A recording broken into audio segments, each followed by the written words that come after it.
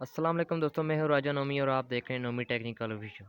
दोस्तों, आज की वीडियो में हम आपको माइक्रोवेव ओवन के पार्ट्स के बारे में और उनके फंक्शन के बारे में बताने लगे हैं। दोस्तों, इससे पहले अगर आपने हमारा चैनल सब्सक्राइब नहीं किया तो सब्सक्राइब कर लें और साथ में दिए गए बेल आइकन पर क्लिक कर लें ताकि हमारी आने वाली हर न्यू वीडियो आप तक बआसानी पहुँच सके। दोस्तों, मैं स्टेप बाय स्टेप आपको सारे जो है पार्ट्स और फंक्शन के बारे में बताता हूँ।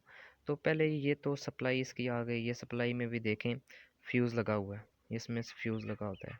तो दूसरे नंबर पे ये सप्लाई इधर से इन हो रही है, ये देखें, ये सप्लाई इधर आ रही है, इधर से ये सर्किट में जा रही है और सर्किट में भी ये एक फ्यूज़ लगा होता है। इसको भी आप टेस्ट कर सकते हैं।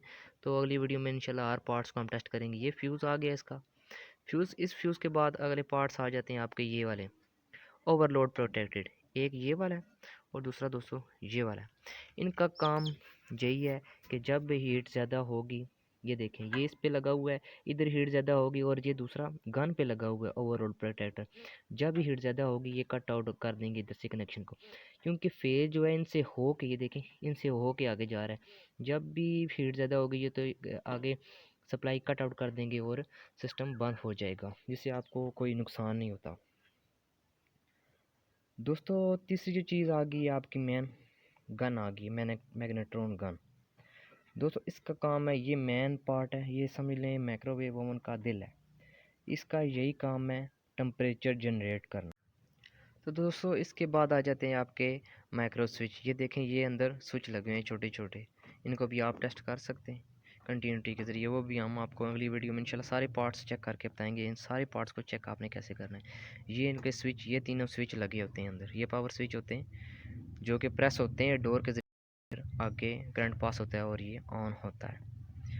तो दोस्तों, उसके बाद आपका आ जाता है ये सर्किट, पीसी बोर्ड। ये आपने देखा है, ये पीसी बोर्ड है इसका, जिसमें ये डिस्प्ले की बात जा रही है। ये ट्रांसफार्मर इसका सर्किट का अपना लगा हुआ है, ये रिले लगी हुई हैं, ठीक है। इसमें ये कैपेसिटर लगे हुए हैं, रजिस्टर लगे हुए हैं, डायोड लगे हुए हैं। उसके बाद आपकी मेन चीज़ जो आ जाती है, एक तो होगी मैग्नेट्रॉन गन, दूसरी आ गया ट्रांसफार्मर।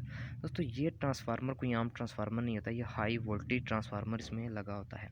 दोस्तों, ये इधर से 230 सप्लाई, इसका काम क्या है कि इधर से 230 220 सप्लाई जो आप इंटर करते हैं, इंटर होती है। तो इधर 230 से 240 तक इसमें सप्लाई इंटर होती है। तो 230 से 240 को ये कन्वर्ट करता है 2000 वोल्ट में कन्वर्ट करता है और दोबारा इधर आगे आ जाती है। तो फिर 2000 मिलते हैं किधर से, कैपेसिटर से। कैपेसिटर से मिल गए, इससे 2000 मिल गए और ये डायोड लगा है जो इसको डीसी में कन्वर्ट करता है।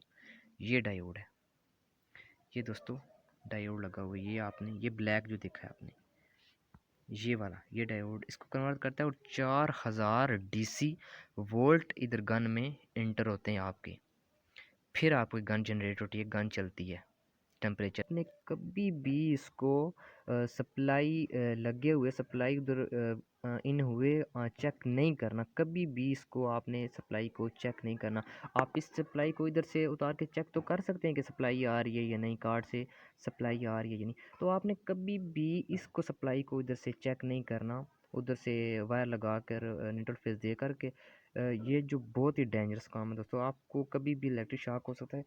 कितने ही लोग जो हैं इससे मुतासर हुए हैं। तो आपने कभी भी इसको इससे चेक नहीं करना, क्योंकि ये हाई वोल्टेज है, चेंज होता है। तो दोस्तों, ये कैपेसिटर आ गया, इसमें ये कैपेसिटर लगा होता है।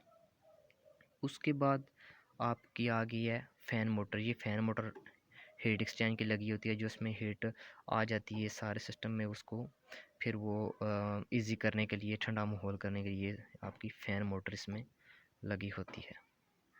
दोस्तों, इसके बाद ये तो मैग्नेट्रॉन गन होगी, अंदर टेम्परेचर का सिस्टम होगा। ये जो आपको ये दो नज़र आ रहे होते हैं, ये आपके ग्रिल हीटर हैं।